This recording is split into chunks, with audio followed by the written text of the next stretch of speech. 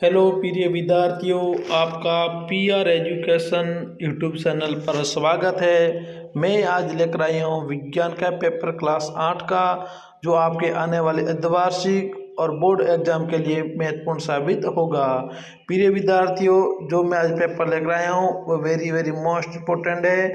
आप अंत तक मेरा वीडियो देखें और मेरे चैनल पर आप नए हो तो प्लीज़ मेरे चैनल को सब्सक्राइबर जरूर करें। प्रिय विद्यार्थियों, आपके पास अब पढ़ाई का टाइम है, मैं आपका टाइम कम वेस्ट करते हुए मैं आगे बढ़ता हूँ। पहला प्रश्न है, मिट्टी में पोषक स्तर को बनाए रखने के लिए मिलाया जाता है। मिट्टी में पोषक स्तर को बनाए रखने के लिए मिलाया जाता है। क्या मिलाया जाता है? बीज, खाद, कीटनाशक और जल। तो इसमें है खाद सही। क्या सही है? खाद। यीस्ट का उपयोग निम्न में से उत्पादन में होता है। किसमें होता है? चीनी, हाइड्रोक्लोरिक अम्ल, अल्कोहल, ऑक्सीजन। तो इसमें होता है अल्कोहल में। किसमें होता है? अल्कोहल में। नेफ्थनील की गोलियां बनाई जा सकती है। किससे बनाई जा सकती है? कोलतार से, कोयले से, कोक से, कोयला गैस से। तो इसमें कोलतार से। किससे बनाई जाती है? कोलतार से। प्रिय विद्यार्थियों, मेरी आपसे एक रिक्वेस्ट है, प्लीज़ आप मेरे चैनल पर नए हो तो मेरे चैनल को सब्सक्राइबर करें, लाइक करें और शेयर करना ना भूलें। चौथा सवाल है, वह ताप जिस पर कोई पदार्थ जलना शुरू करता है क्या कहलाता है? तो जलन ताप, ज्वाला, गलनाग, इनमें से कोई नहीं। तो इसको बोलते हैं जलन ताप। क्या बोलते हैं? जलन ताप। पांचवा सवाल है, मृदा अपरदन को रोकने में सहायक है। मृदा अपरदन को रोकने में सहायक है वन्य जंतु, वृक्ष, कारखाने, वनोन्मूलन। तो इसमें वृक्ष। क्या है? वृक्ष। मृदा अपरदन को रोकने में सहायक कौन है? वृक्ष। छठा सवाल है, रिक्त स्थानों की पूर्ति कीजिए। आपको शब्द दिए हुए तैरने, जल, फसल, पोषक, तैयारी। तो आपको इनमें से 60 के अपने खाली जगह में भरना है। एक स्थान पर एक ही प्रकार के बड़ी मात्रा में उगाए गए पौधों को खाली जगह कहते हैं। उसको बोलते हैं फसल। क्या बोलते हैं? फसल। यदि पेड़ आते हैं इसकी जगह तो उसको बोलते हैं जंगल, और ये पौधे हैं तो उसको बोलेंगे फसल। फसल उगाने से प्रथम चरण की मिट्टी की होती है। क्या होती है? तैयारी। क्या होती है? तैयारी। ग्रस्त बीज जल के सत को लगेंगे। क्या लगेंगे? तैरने।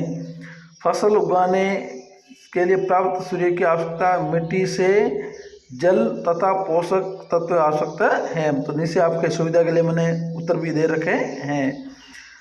अब है मिलान करना। क्या करना है? मिलान।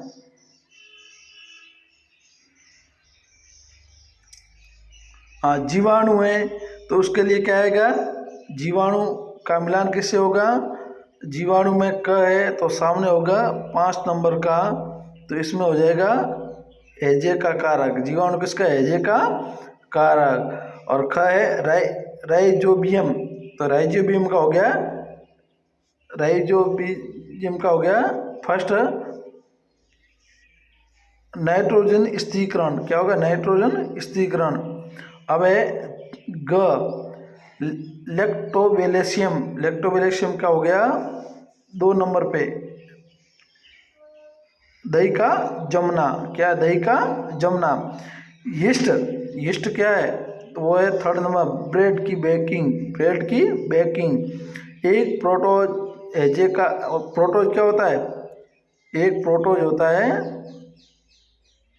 मलेरिया का कारक। एक विषाणु, एक विषाणु क्या होगा? AIDS का कारक। AIDS का कारक। आगे चलते हैं। प्रिय विद्यार्थियों, एक बार और मैं आपसे रिक्वेस्ट करता हूं, मेरे चैनल पर नए हो तो मेरे चैनल को आप सब्सक्राइब करें। आने वाली अर्धवार्षिक परीक्षा और बोर्ड परीक्षा और 6 क्लास, 7 क्लास, 8 क्लास, 9 क्लास और 10 क्लास सभी का मैं पेपर लेकर आऊँगा। और जो मैं पेपर लेकर आऊँगा वो वेरी मोस्ट इम्पोर्टेंट पेपर होगा। सीएनजी का पूरा नाम क्या है? संपीड़ित प्राकृतिक गैस। समझे कि CO2 किस प्रकार आग को नियंत्रण करती है। CO2 है तो आग को कैसे नियंत्रण करती है? ऑक्सीजन से भारी होने के कारण CO2 कार्बन डाइऑक्साइड को आग कंबल की तरह लपेट लेती है। इससे ईंधन और ऑक्सीजन के बीच संपर्क टूट जाता है अतः आग का नियंत्रण हो जाता है। 10वां सवाल है निम्न में से अंतर स्पष्ट कीजिए। यानी 2 सवाल दिए हैं, उनमें से आपको अंतर स्पष्ट करना है। संकटापन विलुप्त स्पीशीज यानी जो जिसके ऊपर संकट आ गया है, जो हमारे जो पशु पक्षी पेड़ पौधे कोई भी हो उसके ऊपर, या जो विलुप्त हो चुके हैं उसके बारे में। और ये भी नहीं आता है तो वनस्पति या प्राणी जात के ऊपर लिखना है आपको। तो पहले मैं आपको उत्तर संकटापन से जिनके सदस्यों की संख्या निर्धारित स्तर से कम होती है और वे विलुप्त तो हो सकते हैं। भारतीय शेर गैंडा आदि श्रेणी में आते हैं। विलुप्त वे जो पृथ्वी पर अब देखने को नहीं मिलती है, जो डायनासोर जो विलुप्त हो गए हैं अब वो मिलेंगे भी नहीं। किसी विशेष स्तर क्षेत्र में पाए जाने वाले पेड़ पौधे उस क्षेत्र के वनस्पति कहलाते हैं और किसी क्षेत्र में पाए जाने वाले जीव जंतु उस क्षेत्र के प्राणी जात कहलाते हैं। 11वां सवाल है रेड डाटा पुस्तक क्या है? रेड डाटा पुस्तक वह पुस्तक है जिसमें सभी संकटापन यानी जो विलुप्त हो चुके हैं यानी जब समाप्त हो चुके हैं, जिसका उसके ऊपर संकट आ गया यानी वो विलुप्त होने के कारगा पर है, स्पीशीज का रिकॉर्ड रखा जाता है। पौधे जंतुओं तथा अन्य स्पीशीज के अलग अलग रेड डाटा पुस्तकें हैं। यानी रेड डाटा पुस्तक उसमें वो होती है जो अब हमारे इस संसार में प्राणी जगत जंतु जगत जो भी है पेड़ पौधे वो इस संसार में अब विलुप्त होने की कारागार पे उसकी डाटा रखते हैं, उसका रिकॉर्ड रखते हैं। कायांतरण किसे कहते हैं? उदाहरण दीजिए। कायांतरण किसे कहते हैं उसका उदाहरण देना है। कायांतरण लार्वा के कुछ विशेष परिवर्तन द्वारा वयस्क जंतु के बदले में प्रक्रिया को कायांतरण कहते हैं। उदाहरण टेडपोल रूपांतरित होकर वयस्क में बदल जाता है जो छलांग लगा सकता है और तैर सकता है। कुछ विशेष परिवर्तनों के साथ टेडपोल का वयस्क में कायांतरण हो जाता है। घर्षण बल क्या है? ये कैसे कार्य करता है? घर्षण बल दो वस्तुओं की सतह के मध्य कार्यांतर बल घर्षण बल है। ये बल गति की अवस्था में परिवर्तन कर देता है। इसकी दिशा सदैव गति की दिशा के विपरीत होती है क्योंकि ये बल दो सतहों के बीच संपर्क में उत्पन्न होता है अतः ये एक ही संपर्क बल है।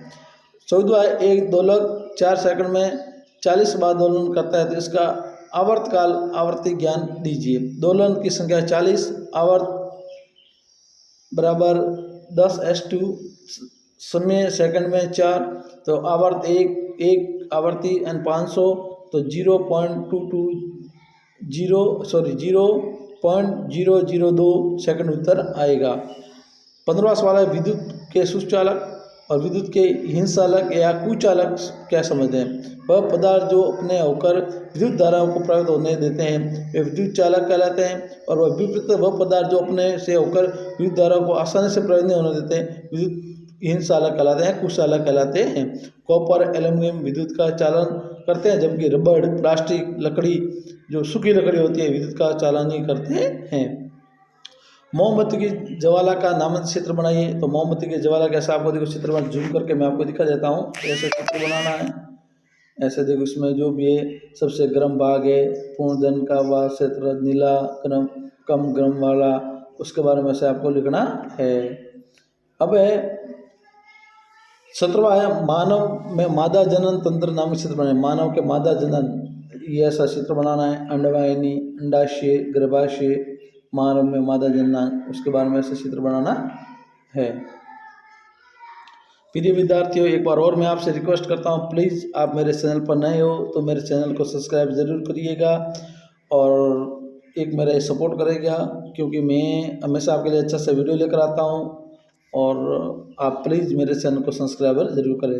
18वां सवाल है यौन आरंभ के समय होने वाले शारीरिक परिवर्तनों की सूची बनाई। यौन आरंभ जो यौन आरंभ होता है तो उसमें क्या क्या परिवर्तन हो? यौन आरंभ के समय शारीरिक परिवर्तन लंबाई में वृद्धि, इस समय शरीर में लंबाई अस्थियों में लंबाई में वृद्धि होती है तथा व्यक्ति लंबा हो जाता है। लगभग 18 वर्ष की आयु तक लड़के और लड़कियों अपनी अधिकतम लंबाई प्राप्त कर लेते हैं और आनुवंशिक जीन में निर्भर करती है। दूसरा, शारीरिक परिवर्तन में आकृति परिवर्तन। लड़कों के कंधों फैलकर छोड़े हो जाते हैं और लड़कियों की कमर का निचला भाग छोड़ा हो जाता है। लड़कों में शारीरिक पेशियाँ लड़कियों की अपेक्षा स्पष्ट और गट्ठी दिखाई देती है। स्वरण प्रदर्शन, लड़कों के श्रवण विकसित बड़ा हो जाता है, कभी कभी आवाज़ बढ़ाने और फटने लगती है। लड़कियों की स्वतंत्र अपेक्षा छोटा स्वर उच्चारण वाला होता है।